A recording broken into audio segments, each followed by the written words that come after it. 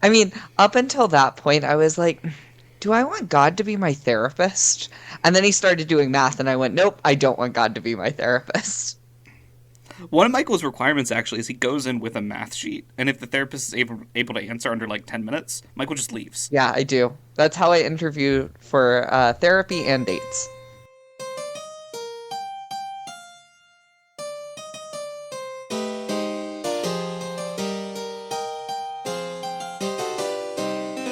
Welcome to Bible Boys, a podcast where two ex-evangelical siblings and an ex-Catholic non-sibling watch Christian media and either praise or condemn it. I'm Aaron. I'm Josh. I'm a deity, not a vampire. This week, we have 3 extremely long conversations in An Interview with God. Before we get a bunch of sideways glances from our coworkers, please be sure to rate and review us on Apple Podcasts, like and comment on our video, and follow us on Twitter at The Bible Boys. So, okay, y'all. We had to return. We've had a long story year, and it was time to go back to our roots. It was time to go back I to like a that movie every week that's- you say, let's go back to our roots. Are we just always will at get our there. roots? No, because every week I'm like, these are our roots, and then then we finish the podcast, and I'm like, oh boy, howdy, these are not our roots.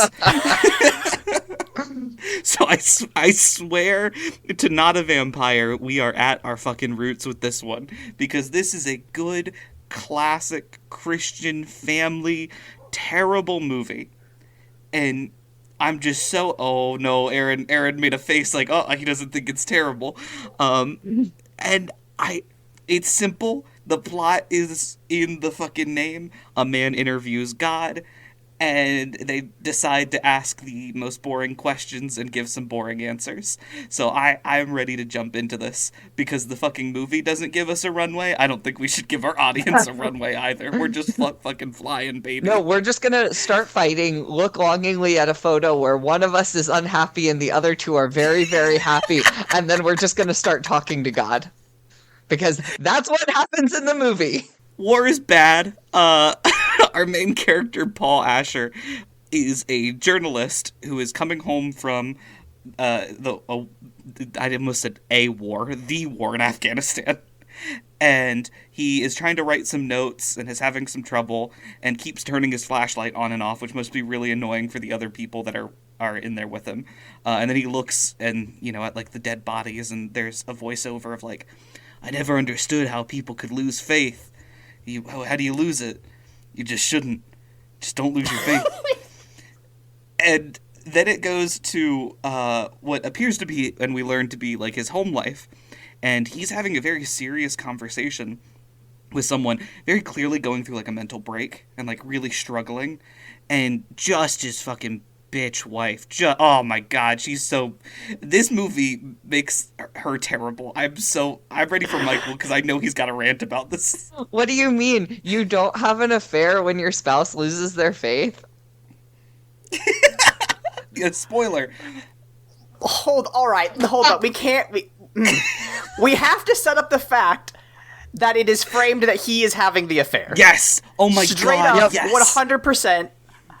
Like, it is in no way implied that she is the one that cheated. We can't, like, sorry, spoilers, audience, wife ended up cheating on him, but, like, throughout the whole thing, like, we see, the first frames are her, like, looking at, like, their happy, wedding photos, and her just being like, ugh, I can't believe this guy, he's talking on the phone, and she, like, slams the laptop down, and she's just like, how can you, they say, like, trust in a marriage has been broken. You can't fix that.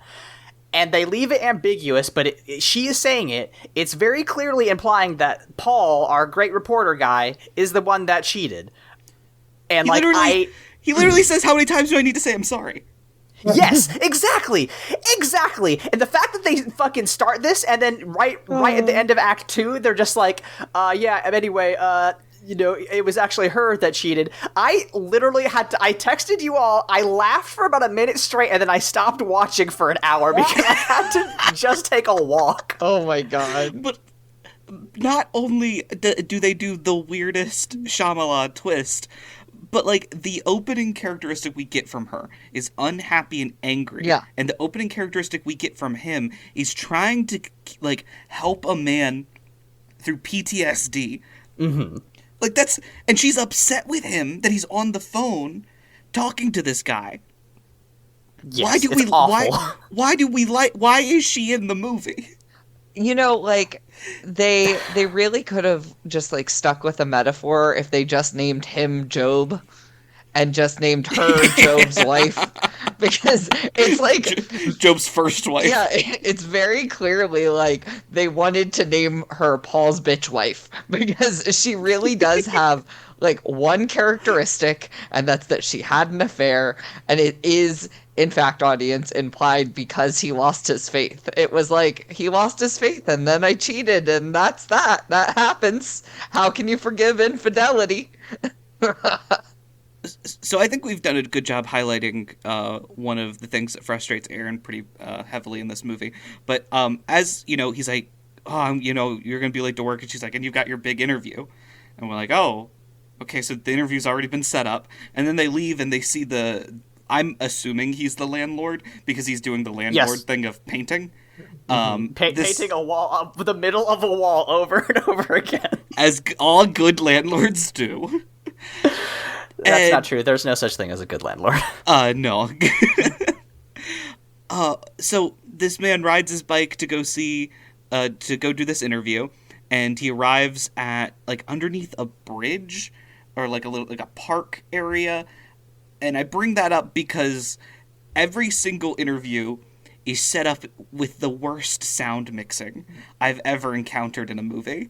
So this interview is between two men, but in actuality it's between 5 million birds, all fighting what I'm assuming over food. Because that's all I got out of it. But anyway, so there are these tables with, like, chessboards on them, you know, New York Park. I think that's required in every movie if you're going to depict a New York City park. Correct. And Paul looks down and sees an arrow that says this way, and he looks over, and about 10 feet away is a man sitting on a table. Which establishes, I think, a rule in this movie that we will come to later. No one has peripheral vision. Nope. None at all. None whatsoever. And that's when we learn that Paul is interviewing God. How does Paul know this is God? This is what really frustrated me, because there is no runway. He's like, yep, I've got an interview with God. And no one says anything about it. When he tries to, at times he doesn't believe it's God, and then other times he just, like, feels like he's fully sold on that premise. And this is the most frustrating part for me. Okay. I kind of liked this initial, just like, oh, I have an interview with God at the beginning, because it was like, it was sort of like a short story where, like, they kind of hit you with the premise immediately, and you're just like, oh, okay, here it is, right? So I was like, oh, this is kind of like a magical realism world where God exist and does do regular interviews. And then it's very quickly revealed that is not the case, which was very disappointing to me. But, like, you know, I found his swings between, you know, believing God and not believing God to be, like, pretty fine. Like, I think that of all the performances in this film, like, the two, you know, leading actors, let's see, we have David Strathairn as God and Brenton Thwaites of The Giver fame as Paul. But, like, I don't know, I thought the acting was, like, largely fine, but I also have a very high tolerance for bad acting. I can't tell when an acting is bad, generally. I think fine is the right word. Like, no one does a bad job of the two characters that matter. I really lay a lot of the blame of my opinions of this film around the directing and writing and producing. And we'll get to the director. Don't worry. We'll get to the director. Anyway, I think the most important thing about this interview is it kind of sets up God's personality, which is Dad trying to be funny. Yeah, not a little scamp. Which really sucks. I thought it was very God as a little scamp in a lot of ways, but yeah, what made you guys say that it wasn't? Well, at no point... the last interview is the most God is a little scamp, in my opinion. This first interview was way more like, yeah, I liked this first interview, I think, the most, because it had God kind of going like, all right, now ask me the hard-hitting questions. You know the questions you want to ask. Like, stop with this, how old am I? All this, early Christian Catholic Church bullshit, and get really into the meat of the question. And I found that interesting, but at no point did Paul kind of bring up the one question that I think would be like logical question number 3, which is like, who got it right? Interesting that you say that, Josh, because he does in a way, in a very specific way that kind of paves the way for the rest of the film's like philosophy, which is like he asks about specifically the Torah and the New Testament, right? Yes. Mm-hmm. He only asks about that. And that's a very interesting thing to ask as somebody who served in Afghanistan, where the Muslim faith is actually hugely important. Like, Islam is, kind of a big deal. In theory, right, we went over there to help deal with, Muslim extremists. So it's just weird that he never brings up another religion. It's also weird as a journalist to never bring up another religion. He's also a dog shit journalist. Oh my up. God. Okay, so God keeps complimenting this man's bullshit interviewing style. And he's like, yeah, you're building rapport. You're doing all of this. Paul gets there, is angry, doesn't ask like really good leading questions, and just is upset the entire time. And I get it, I would be too, but don't patronize him, God. It sucks so bad. It's so fucking... Oh my God, it frustrated me. But the interview goes on for... I kind of thought we were in for like an artsy-fartsy movie, and I got a little bit excited because I was interested with where it was going. Because the movie is about an hour and 37 minutes, and they said that we have 3 interviews for 30 minutes. And I'm like, oh, hell yeah. All killer, no filler. We just got 3 interviews with God, and that's going to be like the meat of it. And then the first interview proved that was not going to be the case, because they sat down for 25 movie minutes and 15 actual real-time minutes. Yeah. I don't know why that frustrated me. I think it was because I set my own expectations and then the movie didn't meet my high expectations, but what are you going to do? But the important stuff that comes from it is that God is trying to get Paul to really dissect his own life, trying to get him to like examine inward. And then an important thing that comes up later, God is really good at math. God answers a very hard math question. It is wild. I mean, up until that point, I was like, do I want God to be my therapist? And then he started doing math, and I went, nope, I don't want God to be my therapist. One of Michael's requirements, actually, is he goes in with a math sheet, and if the therapist is able to answer under, like, 10 minutes, Michael just leaves. Yeah, I do. That's how I interview for therapy and dates. So I wanna point out something. When God is listing all of Paul's like bona fides, right, his profiles and his achievements, he lists a university. Do y'all remember what university he went to? Loyola. Oh, fuck no, I don't. Loyola, that's right, Michael. And at that point I was like, oh, this is not evangelical God's Not Dead. This is Catholic God's Not Dead. This is an extremely Catholic movie, despite the fact that we never really get mention of the church at all. This is a very Catholic movie, and I swear to all, I genuinely 100% believe this has been shown multiple times in the place I went to high school at this point since 2018. If for some reason one of you knows that this has been shown in my old high school, please like, comment, and subscribe and let us know, because I swear this is true. I know this in my heart to be true, because the other film they were showing in my high school when in 2013 was Signs, and this is quite a step up from that, I think. A step up. You think I would take this over Signs any day? I don't want to see Mel Gibson's face ever again. I know we're gonna watch him for Easter. I got an Easter treat for you then, buddy boy. Yeah. But I do want to point out that I did like one of... God has some, like, answers to some questions that I didn't hate. One of which was, like, what is the point of life? And I hated part of it, which is to serve God, but the other part of to ask important questions, such as what is the meaning of life, I actually don't hate that.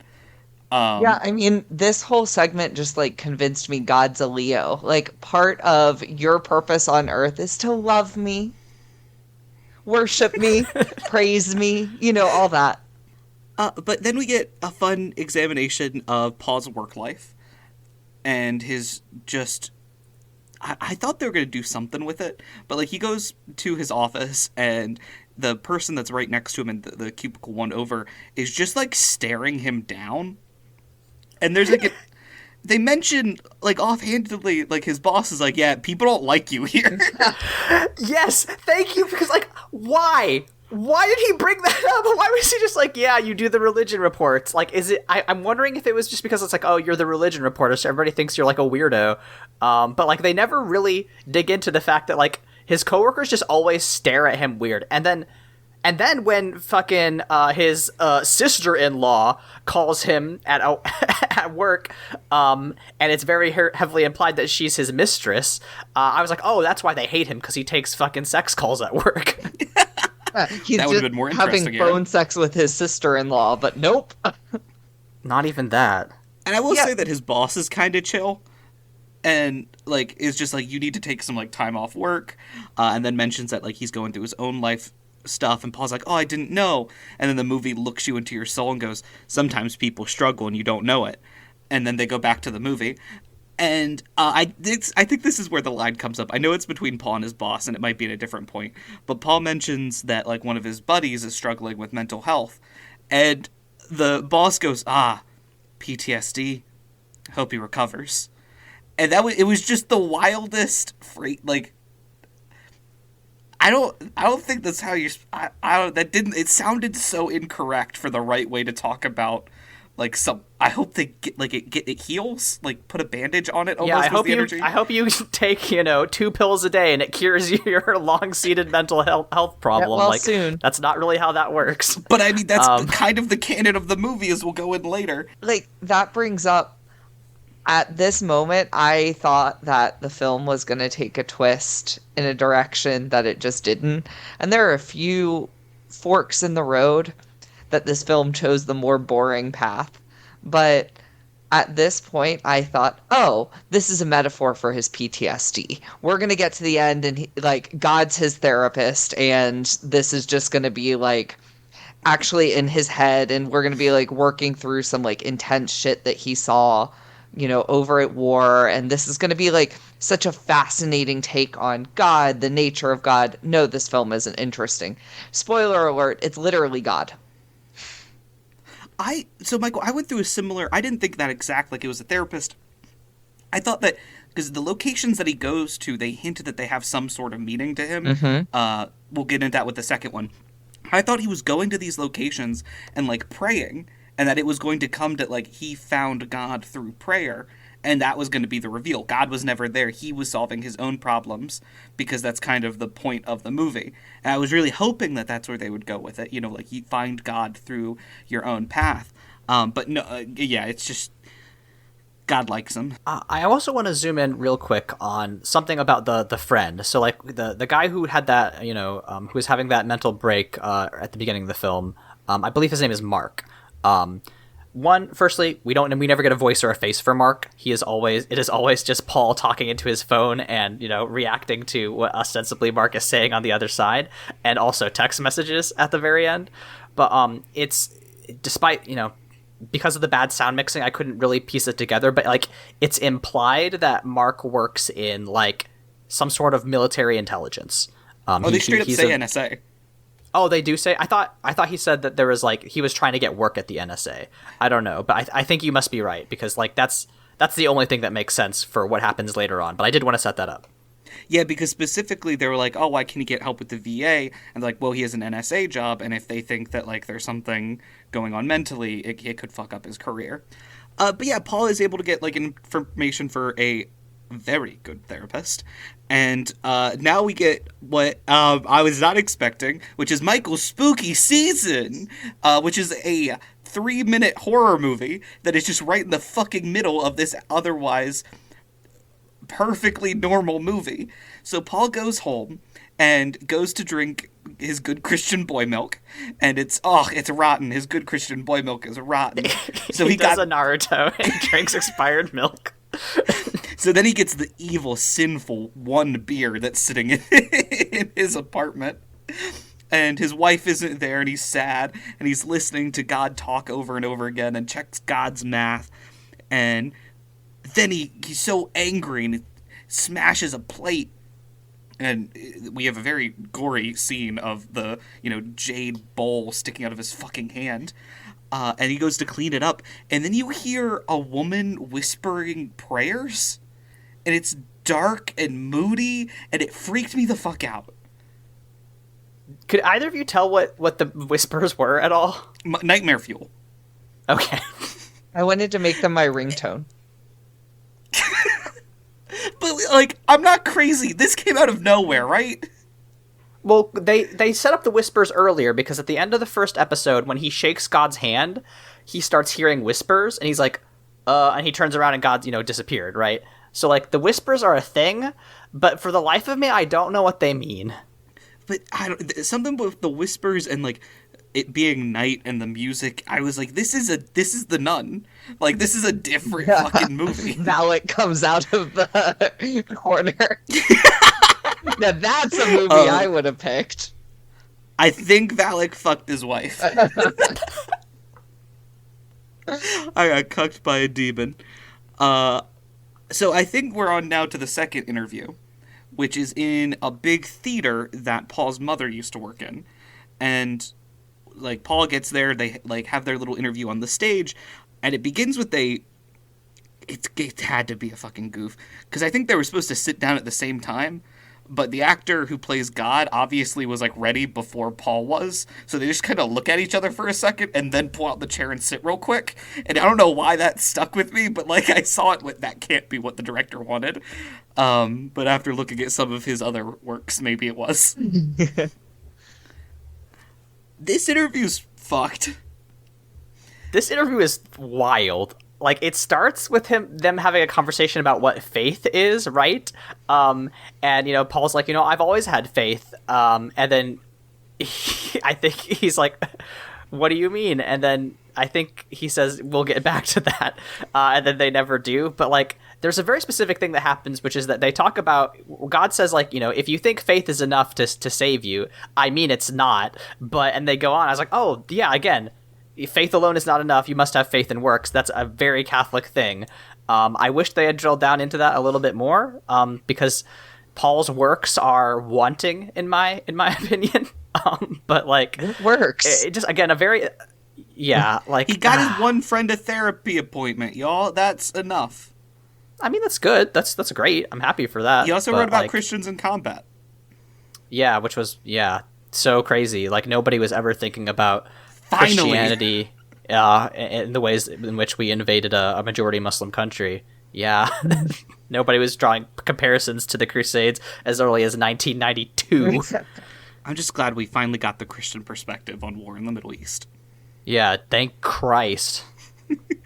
But it gets very clinical in a conversation about salvation, where Paul is talking about, salvation, because God asks him, talk about, it's a product. And he's like, well, it's the best product ever, everlasting life, but no one wants to redeem it because you die. And God's like, yeah, you nailed it. And then God starts implying what I thought would be a bigger plot point, and that is, Paul's running out of time. Paul's just like, wait, what the fuck did you say to me? And from there he just it devolves, right? He starts having a screaming match with God. And this is where I thought the film was going to take another path. And I'm going to save this one and not spoil it, because I want to wait until interview 3 to talk about this one. But in this moment, I had a little light bulb and went, okay, my first light bulb was wrong. This isn't therapy. That's clearly not where it's going. Second light bulb. And now we get the very fun and amazing reveal that Paul's bitch wife is a bitch. I hate this movie's portrayal of women more than anything. Woman, They have the adulteress and then the helper. Those are the two types of women that exist in this film.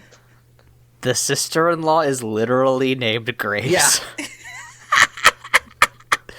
Like, at that point, when I got to the reveal, I was like, let me go back through and look at every named character and see what their biblical analog is. So we have Paul, and obviously, fuck Paul, Road to Damascus, but we see, you know, the fall from faith, or, you know, being guided back on the path, fucking whatever.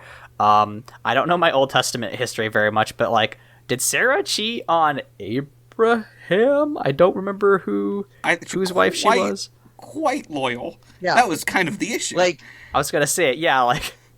So it's ironic. It's just mean, then. Yeah, It's mean to name her just Sarah. mean. It really has nothing to do. You can tell they were like, we need a biblical name because we can't name her like we named someone else Gary.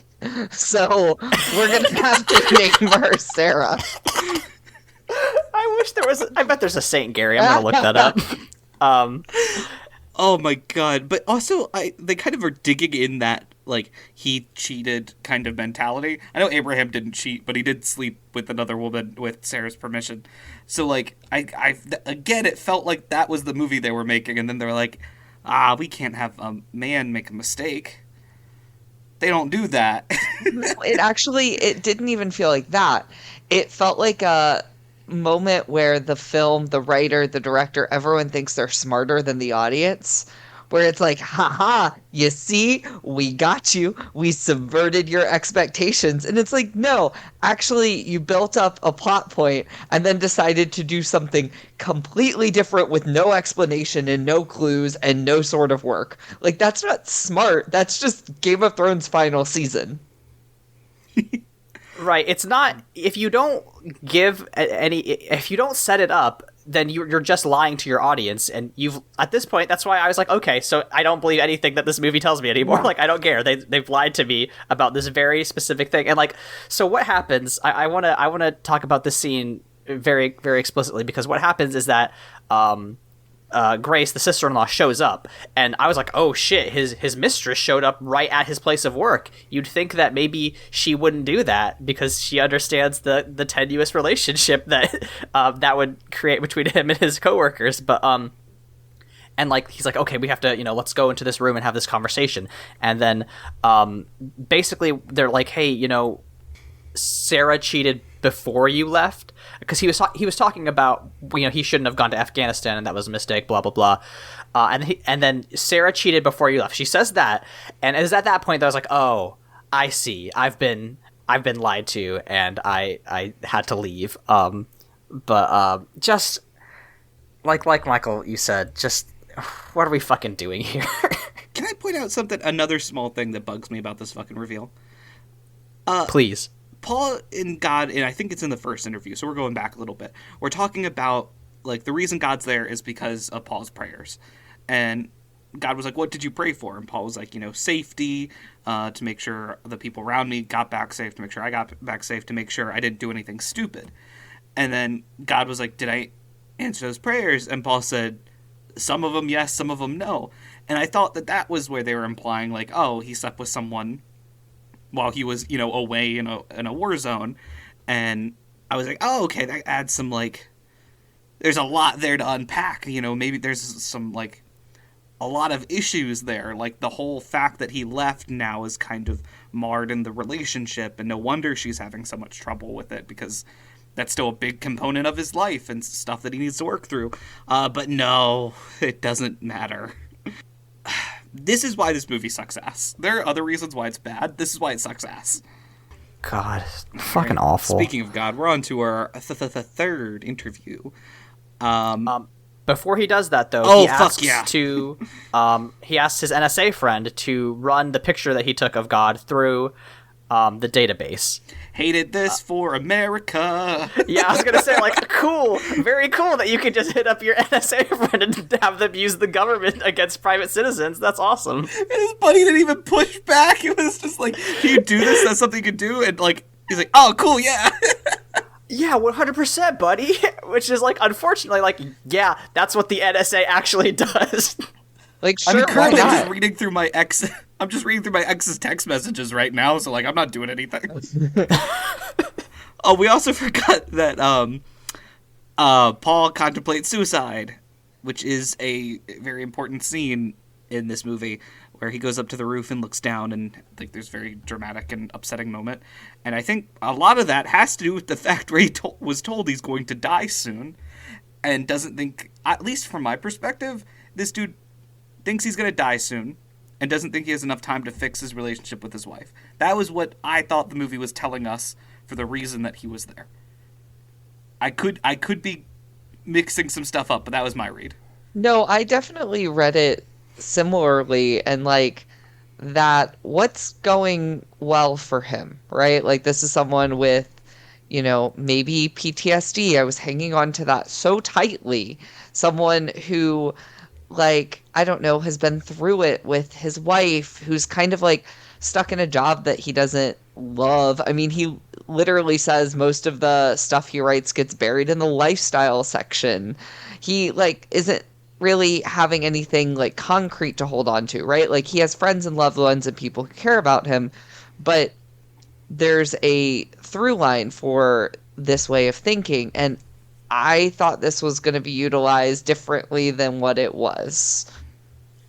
I'm so sorry. I realized there are a couple buck wild facts that we've ignored. I just need to rapid fire a couple. The first one, his boss says that he's super down with an interview with God and will put it on the front page. And it's about time God made it to the front page. Every God just does interviews, I guess, in this fucking universe. Also, at the end of the conversation with Paul and his sister-in-law, she just looks at him and goes, hug? No, not read the fucking room. Yeah, I was like, does she want to have an affair with him? Like, it seems like Grace is kind of down. Grace is like, my sister's a monster, isn't she? We've known each other since I was 18, and I've always been such a big... You were the best thing that ever happened to my sister. Like, it sucks. Oh my god. When she said that, I just went, really? Really?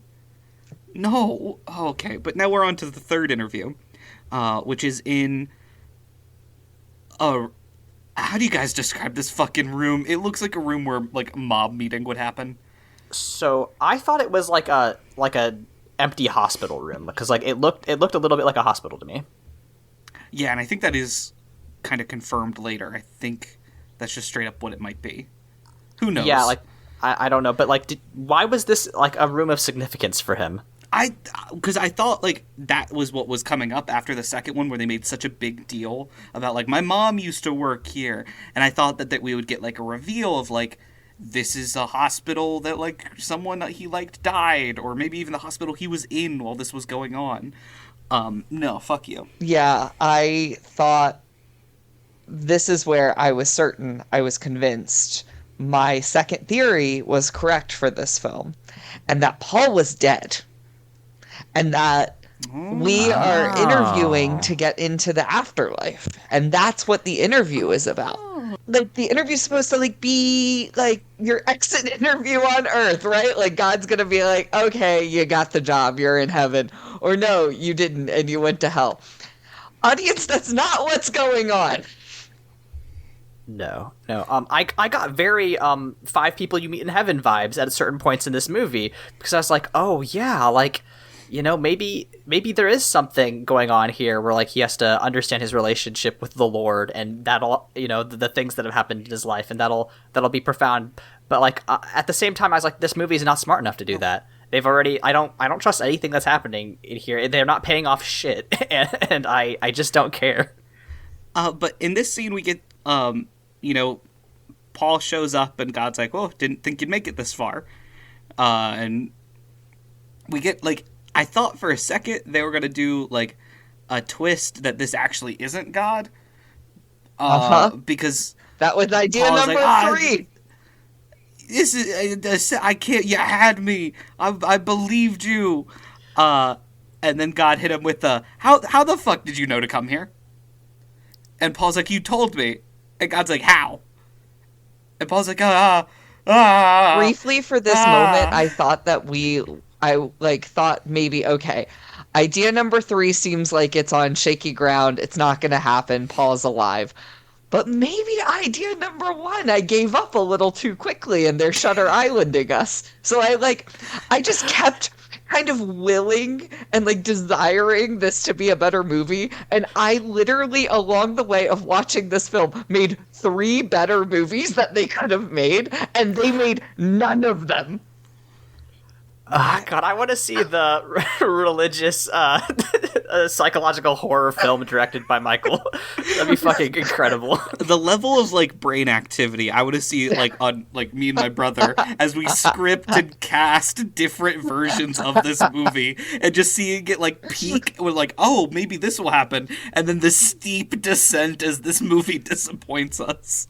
Y'all, this is I think actually this might be coming out around our 2-year anniversary. Like, we've been doing this too long for y'all to think that. Y'all should know by now. Come on. Sometimes I make us watch really good movies, and I thought that we had just stumbled upon a really good movie. Only in October. Everybody knows we only watch good movies in October. Aaron, I'm gonna be honest, it's self-preservation. I'm making better movies to survive. But this interview, God kind of reveals that, like, you know, bad stuff happens because...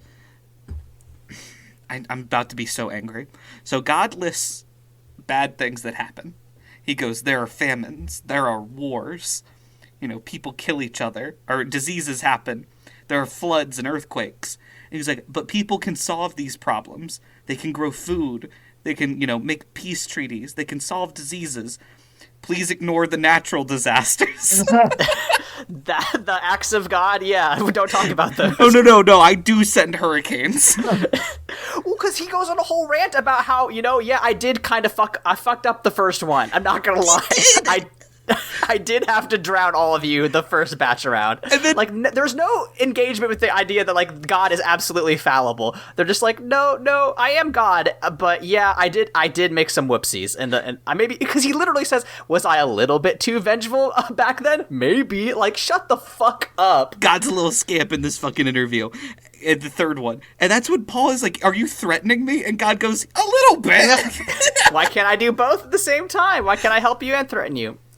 Another thing he says is just like, because they're having like another fucking debate or whatever, and God says, you know, do you know many polytheists these days? Yes, to which I respond, yeah, they're called Hindus, yeah, and there's 1 billion of them. What are you talking about? I thought, what are you talking about? I was like, there are probably more than monotheists, dude. Like, let's think that one through. That is, like, a very clear... because these Christian movies have certain depictions of the world. And that it's that you're either Christian or not Christian, and there's absolutely no in-between and nothing else. And something I wanted to bring up when we were talking about Islam is that, like, a lot of Christian movies love to pretend that the Christian God and Jesus are not... they're completely the opposite of Islam, and that they have nothing to do with Islam. And that's just not true. Like, people that are Muslim believe in Jesus, they just think he has a different role than Christians do, which is probably not news for anyone listening to this, but I would love to explain it to one of these directors and just be like, y'all know other religions exist, right? Like, it's not... Christianity's had a good run, but it's not... it's not the only one, man. The thing is that they don't. They don't know about... They barely know about Judaism. Barely. Barely. Really, they barely really get, like, atheism or agnosticism, like, any of that. They really struggle with anything that's not overtly Christian. Yeah, in the first interview, they take a dig at atheists. They're like, because he asks, is it possible for an atheist to be a good person? And God says, like, sure, and it's possible to build a house on no foundation, but you better hope that the ground doesn't start to shake. And it's like, thank you. Thanks for that, God. That's why people are atheists, right? Which, based off the third interview, implies that all of the earthquakes are just hitting the atheists. Yep. Right? He's trying to help them and also threaten them. So, if you're exhausted from all of this, so is Paul, and he decides to leave the room, and then he asks a nurse going by, like, hey, who the fuck's supposed to be in that room? And she's like, no one's been in that room for 80. No, she says it's a storage closet and then can't open it. And she's like, do you know who you're talking to? Because, like, I can find out if they have a key. And he's like, no, it's fine. And then he opens the door just fine. And God's like, hey, little scamp. But, like, when he's about to leave, right? And then he gets the text. Yeah. Oh my God. So his buddy's like, why, is this a joke? That man died in Afghanistan 12 years ago. Are you ready to hear my fourth film that I put together at this point in the movie? Michael, it's so We're deep. giving this film so many chances. We're so deep in the paint at this point, Michael. Was it like audience, this movie is wrapping up. And so at this point I went, okay, I was actually right. This man isn't God. He's Satan. He's Satan. He's taking on a dead man who, like, served in the military. Like, there's a 1-for-1 comparison, and he's fucking with this guy. He is the one who, like, slept with his wife. Like, this is a Job. They're doing a Job. I know it. I know it to be true. They're doing a Job. And I was so excited. I was like, they got me. They got me to make 3 other movies. I thought this whole time, this is going to be excellent. Listeners, that's not the movie we got. It's just God. It's just God. But, like, they even hit on that idea a little bit, because when he comes back, he's like, oh, are you the Prince of Lies? Like, he straight up is like, I don't believe in God, but I do believe in Satan now. Lucifer Morningstar. Earlier, he was like, well, what about Satan? And God's like, that guy, not important. He only has as much power as you give him. And, like, oh, what a great reveal that would have been. It was That's kind of a setup. Like, It's Chekov's Satan. And I was just, like, I'm so disappointed. Being a little too textual with my understanding of film. Trying to, like, help them along. If you set up a Satan in the first act, you have to ignore it in the third. You have to make sure he fucks your wife. Are there more movies, Michael? Did you make any more? That's the last one. I didn't have time. There was like 10 minutes left in the movie at this point. I thought we were done with Michael movie time, and then you hit us with a surprise fourth, and that one's my favorite. That was a much better twist than any of the ones in this film. I seriously did come up with 4 better movies. The interview kind of ends in a weird point where God's like, you gotta fix your own problems, and then goes into like a white light, and Paul gets knocked out. I thought he got abducted by aliens at this point, which is Michael's 5th movie. Okay, in the 5th movie, a little alien gets stuck on Earth and meets little kids as their friends. That's where the bike went, yeah. Yeah, his bike gets stolen. We kind of skipped over this part, but Paul's wife, Sarah, is in a bathroom, and then her sister shows up and is like, hey, I don't believe in God, but you should probably fix your shit and pray to him. I don't believe in that silly God stuff, but maybe... A totally normal thing for somebody who's not religious to say. Every time I see someone crying, I literally do that exact speech. That's how I comfort you every time you're upset. I'm like, hey, like, not so sure how I feel about the whole God thing, but, like, have you tried praying? I thought our parents were just bribing you to get me back into the church. But yeah, that speech works, and Paul goes, I guess I'm walking. Important, not important, but it is to me. Paul wakes up and gets a text from his friend, is like, hey, can you call me? I've got news. And Paul says yes, and then doesn't immediately call him, which is just not how that... You should just have called him. Or say, just polite. You text and ask if you can call, and then if they say yes, you call. And then just, like... say, sure, give me 2 seconds, and then call. But the therapy solved the PTSD. He's good now. It's a miracle. It's a miracle. Who am I to say it wasn't, right? Very landlord of you. And Paul walks home, and his wife does not see him until he is 3 steps away from her because no one has peripheral vision in this movie. And he's like, "Hey, you! We want to hang out and talk?" And she's like, "Yeah, that'd be nice." And then their landlord's like, "Hey, you're feeling better," because before Paul lied and said she was sick. And he's like, "Miracles happen every day. The thing I told you would help her. Anyway, back to painting." Echinacea. Yeah, what the fuck is that? It's like a herb. I don't know. Okay, I was hoping it just wasn't like a commonly known thing, as long as no one else knows. I think it is commonly known. I just think that you and I are idiots.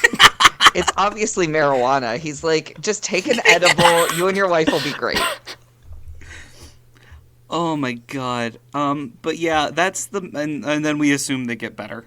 That's the movie. It is such a nothing ending. It makes me so mad.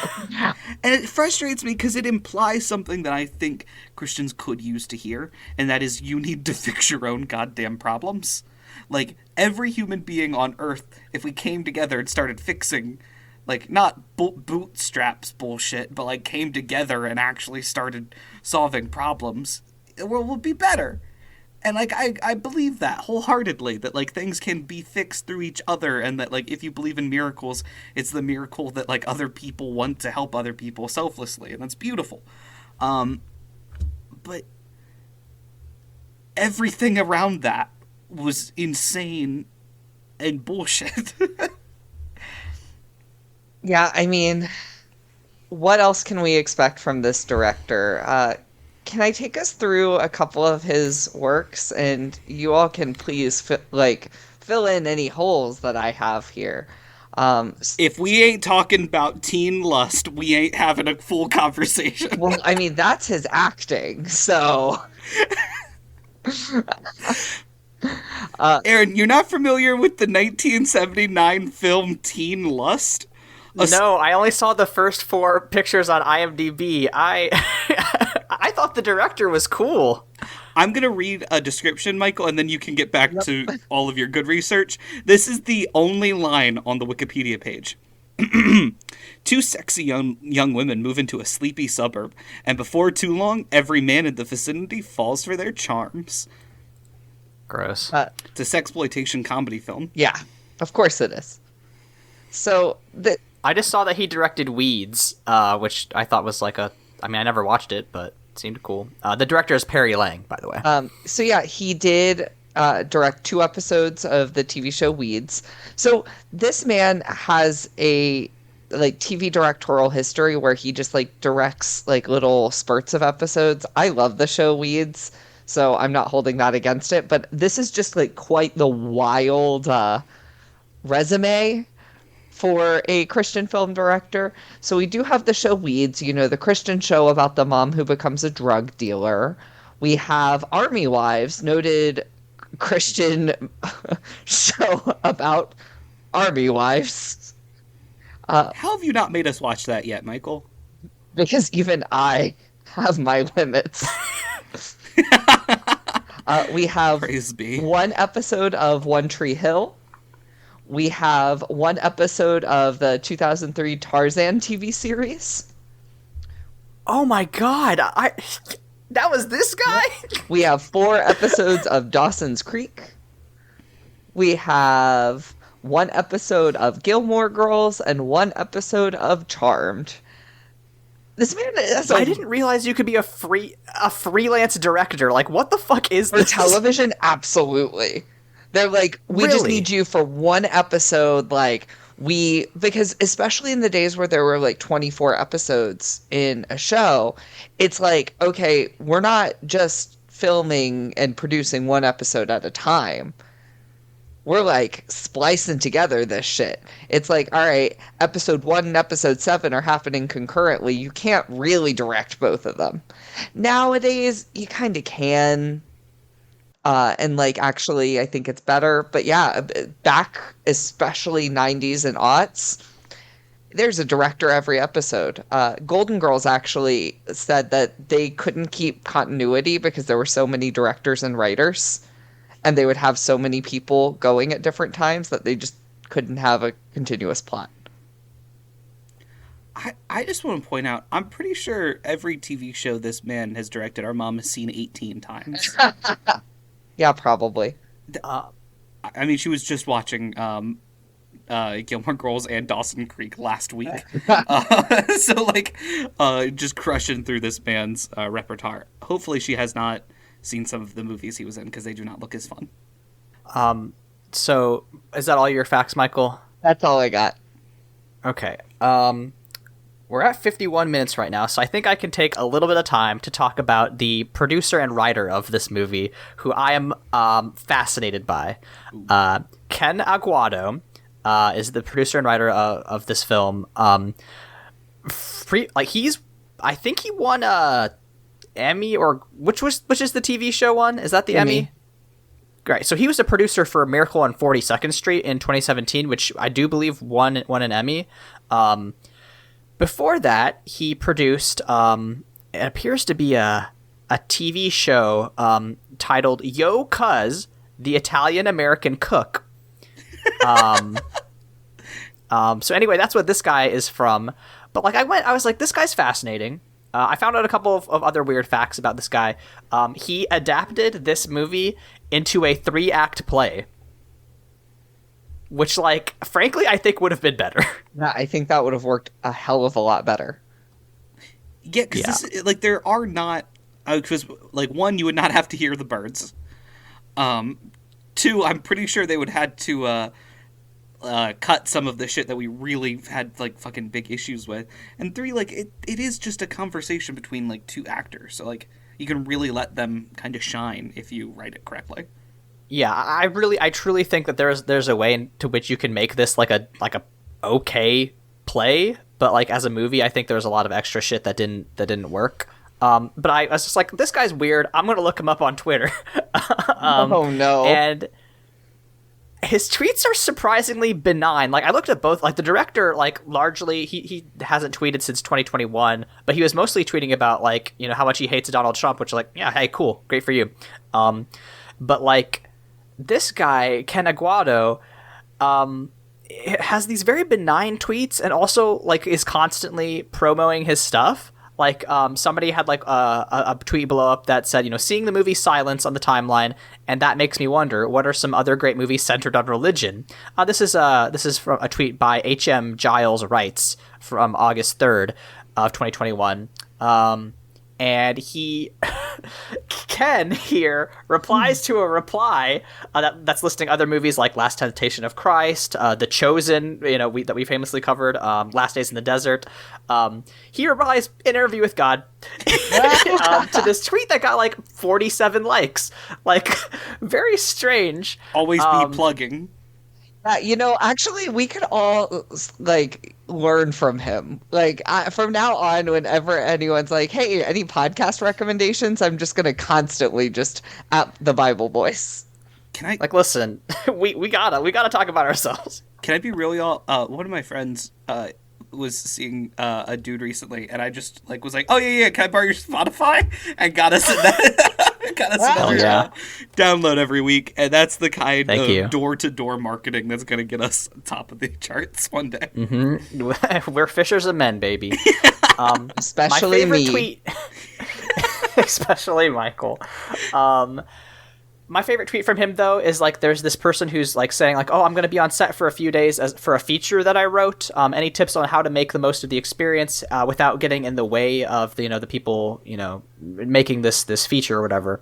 And Ken replies, that's so great. As long as you don't eclipse the director's job, you'll be fine. On an interview with God, this was dicey because the actors kept asking me about their character and the meaning of things. Awkward. I want to see the actor playing God going, now what's my motivation in this scene? Now can I make up some of my character's backstory? Like, why did God end up here? I just think it's so funny that, like, that both the two actors in this movie had to, like, go to the writer and they're like, what are we fucking talking about? The director probably was like, I don't fucking know, I just direct episodes of a TV show. Are there any teen jugs in here? No? Whatever. Hey, that was from his acting days. Oh my Christ. Yeah, so anyway, let's rate this fucking thing. Before we get there, I just want to, I gotta ask, what would your guys' opening question be? I mean, I guess mine is, one that was asked, which is, why do you allow suffering to exist if you are all-powerful? But, that's why I'm an atheist now, so... If you're God, why are you white? There we go. Michael's making a lot of assumptions about this interview. No, I'm just assuming I'm sitting down with the God from this interview.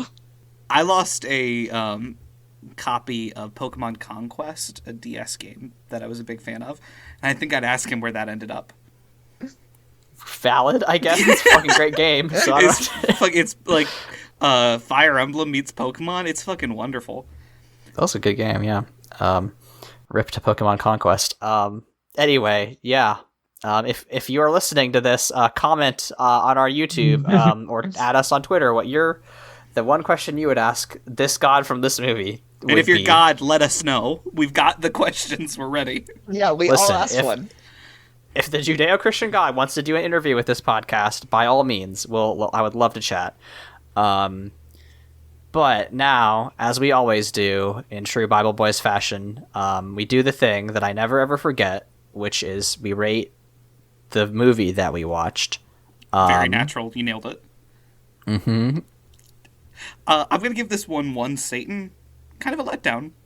I'm going to give this Pope 172 Dionysus. The god of wine. And a shitty pope, apparently. Hey, this movie did make me want to drink, so I understand. I have to give this film 0 out of 5 realized plots, because I really stitched together 5 great movies, and we just watched one very disappointing one. Oh, if only we got any of your own little projects in here, I would have loved that. God, well, when we are not tormenting each other with the movies that cannot be, where can people find us on the internet? I am at Green History on Twitter. Also, Aaron, Layla and I have a side project where we talk about Kingdom Hearts. Currently, I am playing it from the Switch to PC, so it's been a much smoother experience. But you can check those episodes out on YouTube. I'm at Michael's Diamonds on Twitter. I'm at AaronSXL on Twitter, where I tweet about tabletop RPGs, health policy, and writing stuff. I also do another podcast that's at Mortified Pod, where me and Layla, my friend that is in the aforementioned Kingdom Hearts podcast, talk about media. We just covered Little Witch Academia, and we were both exhausted during it, and you can probably tell. But if you like Studio Trigger and you like fun witch stuff, maybe give that a listen. And I also wrote an essay about the times you have to tell instead of show in my own writing practice, and that's at aavoigt.com. But if God's forgetting half of the planet's population brought you to tears, I just want you all to remember, listeners, that it is okay to cry, because even Jesus wept. We'll see you all next time.